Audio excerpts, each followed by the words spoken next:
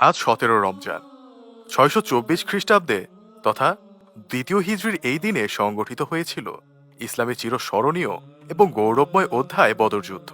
মদিনায় বইতে থাকা ইসলামের বসন্তের হাওয়া মক্কার কাফেরদের বেশ ভাবিয়ে তুলেছিল। না জানি কখন এই হাওয়া দমকা হাওয়ায় রূপ নিয়ে তাদের উড়িয়ে নিয়ে যায়, কিংবা তাদের ব্যবসার পথে বাধা হয়ে দাঁড়ায়। তাই মুসলমানদের চিরতরে নিশ্চিহ্ন করার জন্য অর্থ যোগান ও অত্যাধুনিক সমরাস্ত্র ক্রয় করার উদ্দেশ্যে আবু সুফিয়ানের নেতৃত্বে মক্কার একটি বিশাল বাণিজ্য কাফেলা শামে গিয়েছিল। মক্কার প্রতিটি ঘর থেকে প্রত্যেকের সামর্থ্য অনুযায়ী অর্থ দিয়ে গঠন করা হয়েছিল 40 জন সশস্ত্র অশ্বারোহী যোদ্ধার পাহারায় 1000 মালবাহী উটের একটি বাণিজ্যিক বহর। বিষয়টি আঁচ করতে পেরেছিল মুসলমানরাও।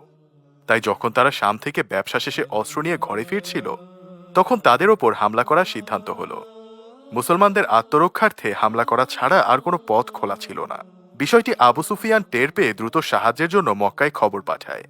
তবে খবরটি ছিল মুসলমানরা আবু সুফিয়ানের কাফেলার উপর হামলা করেছে। খবর পেয়ে তৎক্ষণাৎ আবু জাহেলের নেতৃত্বে 1000 সশস্ত্র যোদ্ধার এক বিশাল বাহিনী মদিনায় আক্রমণের জন্য বের হয়। অথচ মুসলমানরা যুদ্ধের প্রস্তুতি নিয়ে আসেনি। তাদের উদ্দেশ্য ছিল শুধু আবু সুফিয়ানকে আটকানো। বদর যুদ্ধের সিদ্ধান্ত চূড়ান্ত হওয়ার পর রাসূলুল্লাহ সাল্লাল্লাহু আলাইহি ওয়াসাল্লাম পানির উৎস হিসেবে বদরের কূপে নিয়ন্ত্রণ নেন এবং সেখানে তাঁবু ফেললেন। সাহাবারা সেখানে হাউস বানালেন এবং বাকি সব জলাশয় বন্ধ করে দিলেন। এরপর রাসূল সাল্লাল্লাহু আলাইহি ওয়াসাল্লাম সেনা বিন্যাস করলেন। উভয় বাহিনী পরস্পরের মুখোমুখি হল। এ সময় রাসূল সাল্লাল্লাহু আলাইহি ওয়াসাল্লাম হাত তুলে আল্লাহর দরবারে বললেন, হে আল্লাহ, অবিশ্বাসীরা তাদের সর্বোচ্চ শক্তি নিয়ে আপনার নাম নিশানা মিটিয়ে দেওয়ার জন্য যুদ্ধের ময়দানে হাজির হয়েছে, আর আমরা লা ইলাহা ইল্লাল্লাহু মুহাম্মাদুর রাসূলুল্লাহর পতাকা নিয়ে যুদ্ধের ময়দানে হাজির হয়েছি। ইয়া আল্লাহ, আপনি আমাদের একমাত্র রক্ষাকর্তা। আজ আপনার প্রতিশ্রুত সাহায্যের বড় বেশি প্রয়োজন। আল্লাহ, আজ আপনি ওদের ছিন্ন ভিন্ন করে দিন।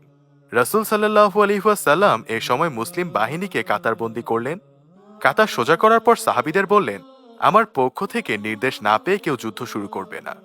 পৌত্তলিকরা যখন দলবদ্ধভাবে তোমাদের কাছে আসবে, তখন তাদের প্রতি তীর নিক্ষেপ করবে। তীরের অপচয় যেন না হয় সেদিকে লক্ষ্য রাখবে।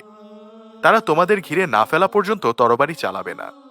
এরপর নবী সাল্লাল্লাহু আলাইহি ওয়াসাল্লাম হযরত আবু বকর রাদিয়াল্লাহু তাআলা আনহুকে সঙ্গে নিয়ে অবস্থান কেন্দ্রে চলে গেলেন। যুদ্ধের প্রথম ইন্ধন ছিল আসওয়াদ ইবনে আব্দুল আসাদ মাখজুমি। সে ময়দানে বের হওয়ার সময় বলছিল, আমি আল্লাহর সঙ্গে ওয়াদা করেছি যে ওদের হাউজের পানি পান করেই ছাড়ব। যদি তা না পারি তবে হাউসকে ধ্বংস বা তার জন্য জীবন দেব। অন্যদিকে সাহাবীদের মধ্য থেকে হযরত হামজা ইবনে আব্দুল মুত্তালিব এগিয়ে যান এবং আসওয়াদকে হত্যা করেন। তার মৃত্যুর পর যুদ্ধের আগুন ছড়িয়ে পড়ল। কুরাইশ বাহিনীর মধ্য থেকে 3 জন বিশিষ্ট যোদ্ধা বেরিয়ে এলো। তারা হল রাবিয়ার 2 পুত্র ওতবা, সাইবা এবং ওতবার পুত্র ওয়ালিদ। তাদের মোকাবেলায় আউফ, মুয়াউইজ এবং আব্দুল্লাহ ইবনে রাওয়াহা। কুরাইশরা জিজ্ঞেস করল, তোমাদের পরিচয় কি? তারা বলল, আমরা মদিনার আনসার। কুরাইশরা বলল, তোমরা অভিজাত প্রতিদ্বন্দ্বী সন্দেহ নেই, কিন্তু তোমাদের সঙ্গে আমাদের কোনো বিরোধ নেই। আমাদের স্ববংশীয় অর্থাৎ কুরাইশদের সঙ্গে লড়াই করতে চাই। তখন রাসূল সাল্লাল্লাহু আলাইহি ওয়াসাল্লাম ওবায়দা ইবনে হারেস, হামজা ও আলী রাদিয়াল্লাহু তাআলা আনহুকে এগিয়ে যাওয়ার নির্দেশ দিলেন। তারা 3 জনই নিজ নিজ প্রতিদ্বন্দ্বীকে হত্যা করলেন। তবে হারেস রাদিয়াল্লাহু তাআলা আনহু ওতবার দ্বারা আঘাতপ্রাপ্ত হন। এভাবেই সর্বাত্মক যুদ্ধ শুরু হলো। কিছুক্ষণের মধ্যেই অমুসলিম বাহিনীর ব্যর্থতা ও হতাশার লক্ষণ স্পষ্ট হয়ে উঠল। মুসলমানদের প্রবল আক্রমণে তারা ছত্রভঙ্গ হয়ে পড়ল। যুদ্ধের পরিণাম হয়ে উঠল সুস্পষ্ট। অন্যদিকে রাসূল আকরাম সাল্লাল্লাহু আলাইহি ওয়াসাল্লাম মুসলিম বাহিনীকে উদ্দীপ্ত করলেন, তাদের সাহসিকতার সঙ্গে যুদ্ধ করার নির্দেশ দিলেন। তিনি আল্লাহর পক্ষ থেকে সাহায্যের সুসংবাদও দিলেন। আল্লাহ তাআলা মুসলিম বাহিনীর সাহায্যে ফেরেশতা প্রেরণ করলেন। আল্লাহর সাহায্য ও মুসলিম বাহিনীর বীরত্বের কাছে দাম্ভিক কুরাইশদের করুণ পতন হল।